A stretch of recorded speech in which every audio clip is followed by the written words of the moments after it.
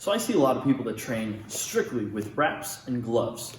And while that's great for sport, I think that it's important for us to be able to move past gloves and wraps and understand really how to use our hands whenever we're in these combat situations. I use my elbow right there. I don't know why.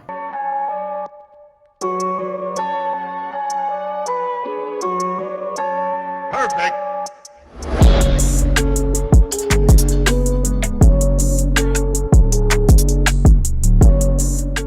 But the concept we're looking for here, really just make sure that overall we're not destroying our body while trying to do harm to somebody else for self-defense purposes, of course. So whenever I'm hitting with my hand, I can have a couple different things go wrong. I can have a bone in my fingers break, I can have a bone in my hand break, I can have my wrist break or sprain or bend far in the direction it's not supposed to. So let's keep in mind as we go over all this. These are meant to like grab things and pick things up and write and plant things. These here are not designed to punch heads. They're not. Some of the smallest bones in my entire body are in these right here. These are not incredibly strong muscles. So with that being said, this is not designed to hit this. This is our brain keeper. This is the hardest part of our body by far. Okay, this has the most dense bone in our body. I don't know if that's true. This is really sturdy. However, it's some of the longest and quickest options we have. So it's important we know how to efficiently use it, okay? So when I look at my arm here, when I make contact, I want to make contact with these two knuckles here. These two of these biggest knuckles here should always be the driving force in when I punch. Should always be the leading factor. Should always be the hit with these, essentially. Hit with these two here. Now, I don't want to hit with these finger knuckles. These finger knuckles have give. So as I punch, as I make contact like this, I have this give here, okay? This has no give. So I want to make contact with this rather than this. Also, if I make contact with my fingers too much, then I can end up breaking my fingers.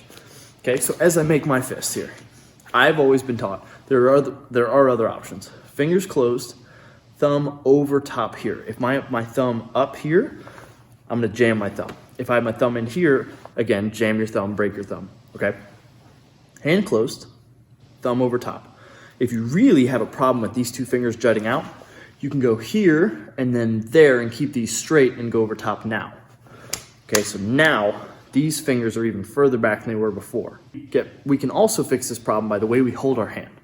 So when we hold our hand, oh man, this ended up going differently than I thought it would. So when we hold our hand, so we keep our hand. If I'm hitting with these two knuckles and I keep my hand the way I usually keep it, what you'll see is if I make contact here, I have no support here. I have support in a linear way this way. So if I punch like this and I hit here, I have support back here, none up here. So what I'm gonna do is I'm gonna flex my forearm here and have a straight line down my arm like this, okay? I'm also, if I turn this way, I should have another straight line here.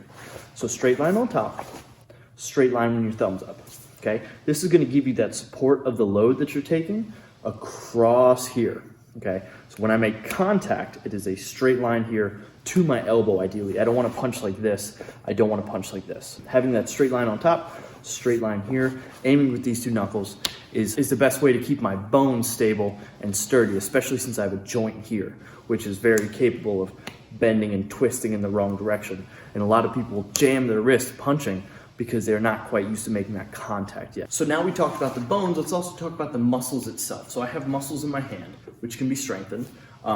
And then I also have muscles in my forearm. I would suggest you do a lot of forearm exercises. Anything that is, let me see. I don't have any weights with me. This is just gonna have to do. So I wanna strengthen my forearm, the top of my forearm. So what I'll do is I'll go pull up like this. Now, obviously this works better with the weight, but I don't feel like going into the other room to grab one. Now, so I've got this, I've got this. I want to strengthen all four pieces here to make sure that it's as sturdy as possible. So, up, that one's weird. Here. Okay. Here. I'm just gonna do this without the chair, this is pointless. Grab a weight. You can grab a dumbbell. You can use pretty much any weight here, depending on the actual size of it.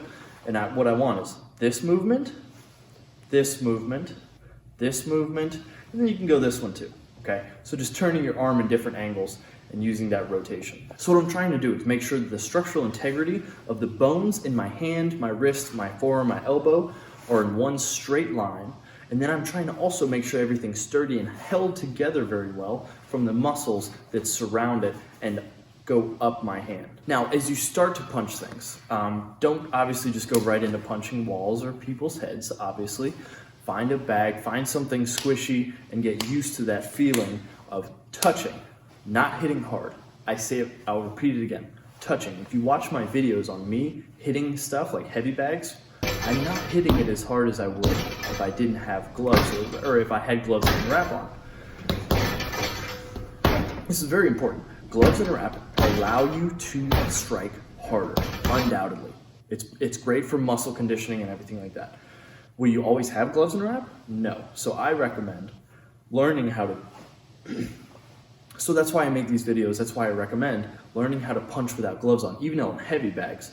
You have to ease into it though. As you go through these motions, make sure that you're making contact and make sure that as you're making contact, you're flexing your forearms, you're keeping your wrist in the right place, you're keeping your hand in the right place, you're hitting with the right part of your knuckles. If you go out there and try and wail on it, you will do exactly what I just warned you about, and you will flex this wrist the wrong way, you'll hurt your elbow, you'll hurt your shoulder, you'll hurt your hand, whatever it might be. It takes a while to get used to. Ease into it, have patience, and it will come to you. I hope this helped you out. If there's any video you want to see, please let me know. If you want to do the like, share, comment thing, awesome. I have come to the conclusion that I'm not going to ask for it. I'm just going to give you guys as much cool stuff as I can. And if it comes, it comes. Cool. Video done. Subscribe.